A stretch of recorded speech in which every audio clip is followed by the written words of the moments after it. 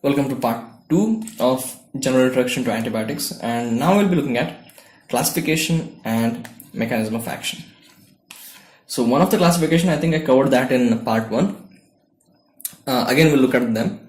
One is how or what they do, okay, how they're expected to act.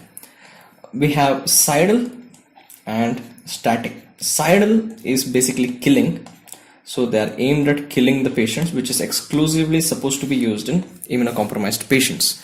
In immunocompromised patients, we expect to give them cidal drugs, and in static, we are looking at basically they retard the growth. Now, before that, we need to look at MIC. I already briefly said what's MIC in the first video. We'll look at more deeply.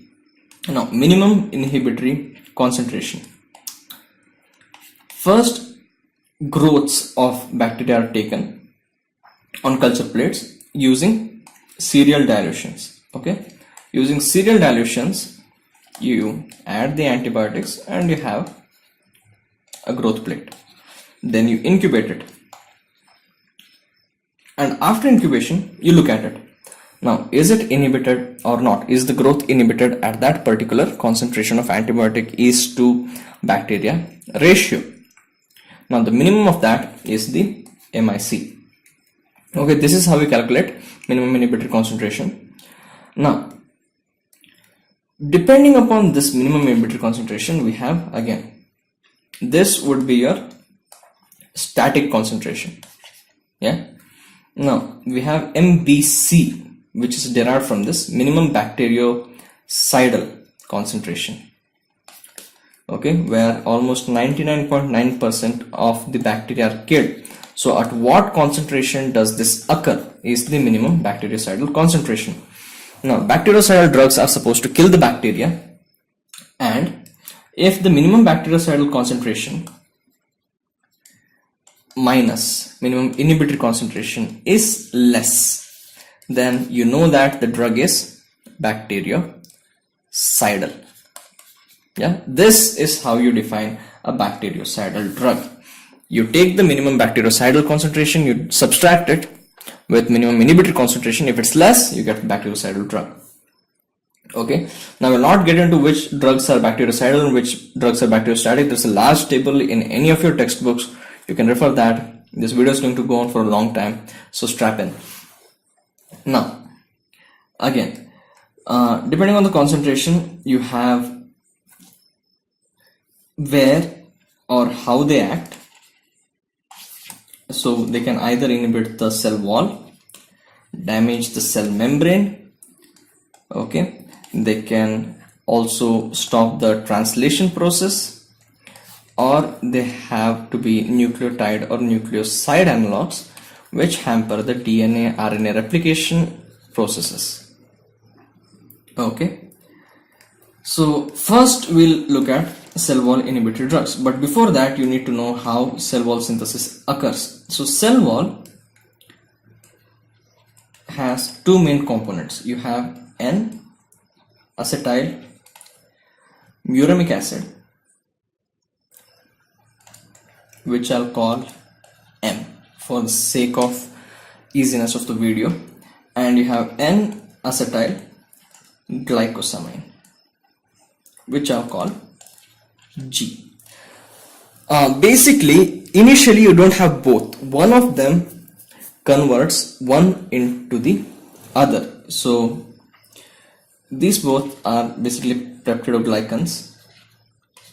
Okay. Now G is converted to M by enol pyruvate transferase. Okay. So UDP is attached to G, then we get UDP M, and we need both. Okay.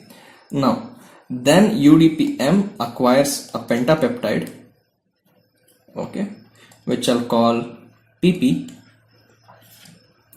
and with the help of alanine racemase,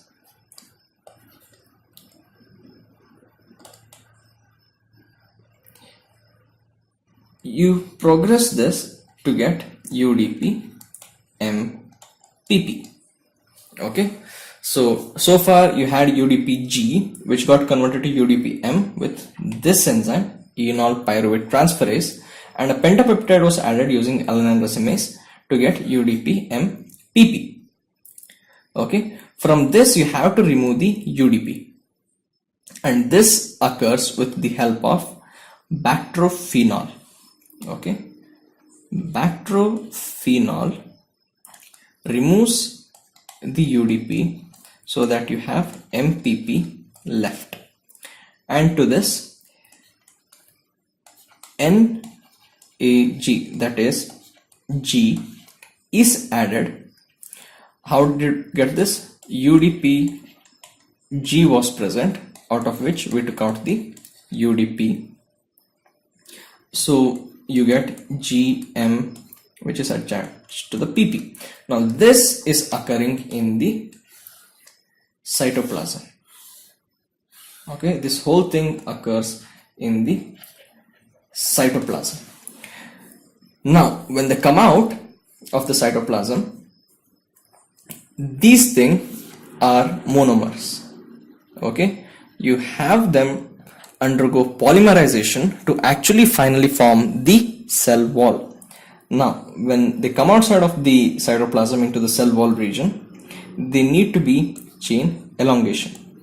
Okay, now elongation occurs somewhat like this. You have M attached to G to PP, and you have it undergoing elongation. This occurs with the help of the enzyme transglycolase. Okay, and after this they cross-link in this fashion to provide more strength and rigidity. This happens with the help of the enzyme transpeptidase. Transpeptidase, it's easy to understand because the pentapeptides are being cross-linked, so transpeptidase. Now different classes of enzymes act at different antibiotic usages. So first, the step where UDPG is converted to UDPM, the enol transferase is inhibited by the antibiotic fostomycin.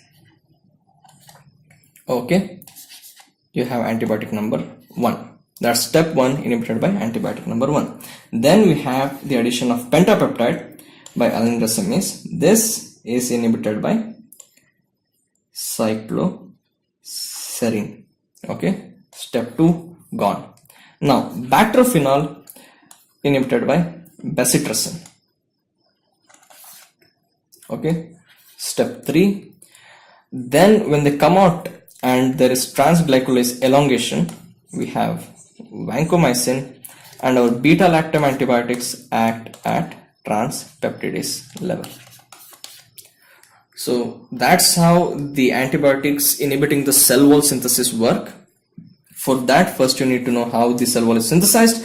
Then depending upon the levels, you keep on adding your antibiotics, right?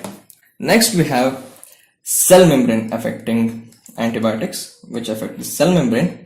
So they damage it by making it more leaky, okay, or they just damage the structure. So nothing much to look at here. You just have the classification. We have azoles, so ketoconazole, atraconazole, fluconazole, and all those azoles. Then we have polyenes, we have nystatin, okay, amphotericin B, and polyphenams. Okay, so you have polymyxin B, you have colistin. When you look at this, basically we are looking at antifungals, right? Azoles, amphotericin, nystatin, so azole, antifungals. Next we have analogues of nucleotides and nucleosides. So depending upon where they act, which step of DNA synthesis, DNA replication which they block, we have again different classifications. Now one thing which you need to know is these drugs are also used in chemotherapy because they act as nucleoside analogues. Now, first, nucleotide or side analogues, antiviral therapy. So we have acyclovir and again other chemotherapy drugs. Okay, but this is not necessarily important because we are looking at antibiotics. Then we have drugs which inhibit DNA gyrase. Now, why is DNA gyrase important? It's involved in the replication, so it prevents supercoiling of the DNA. We have quinolones, so nalidixic acid, fluoroquinolones, and all those. Just an example. There are other drugs as well. Now, RNA polymerase inhibitors. So we have rifampicin in this area. Yeah. Now, then there is directly destroy the DNA idea. So we have metronidazole. It basically releases free radicals which damage it, and we have nitrofurantoin. Yeah. Then we have intermediate metabolism inhibitors. So inhibiting folic acid synthesis by PABA analogues. So that was sulfonamides. We saw that in the last video. Okay, dihydrofolate reductase. So we have THF, methotrexate. Again, see, this is in chemotherapy, methotrexate. Yeah, proguanil and all those. We'll come to another major topic, that is protein synthesis inhibition. Now, for that, again, you need to know how the protein synthesis actually occurs inside the bacteria. Now, the antibiotics which we give for protein synthesis inhibition are mostly static. Now, remember the word mostly, because except aminoglycosides and streptomycin, they are static. These things are cidal. Yeah. Now, protein synthesis. First off, the translation occurs in the 70S subunit of the ribosome. Now, it's again divided into 50S and 30S. Now, when you take the ribosome, it has a P site, that's the peptidyl site, and A for the acceptor site. Now, there's a polypeptide. Imagine there's a polypeptide here. The new amino acid has to come and attach to the A site. This is prevented by tetracyclines. Yeah. So the step 1, which is amino acid coming and attaching to the A site, is prevented by tetracycline. Now, later what happens? The P site and A site, right? And we have the new amino acid which has been bought by the tRNA. There has to be a bond formation between these two, so that the polypeptide gets more mono amino acids, so that it elongates. This is prevented by chloramphenicol. Both of them broad spectrum. Okay. Now, after this attachment, the polypeptide moves to the A area. So the P area becomes vacant and the amino acid now has this polypeptide attached to it.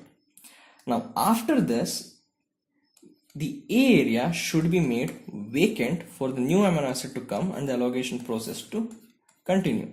So this whole thing shifts to the P site and the A site is supposed to be made vacant. This step is inhibited by macrolides, okay, streptogramins and lincosamide. Okay, so with this we complete the part 2 of antibiotic as well. It's a general introduction. We'll be looking at specific antibiotics in the upcoming videos based on requests. Okay, anyways, thank you guys for watching. See you guys in the next video. Bye.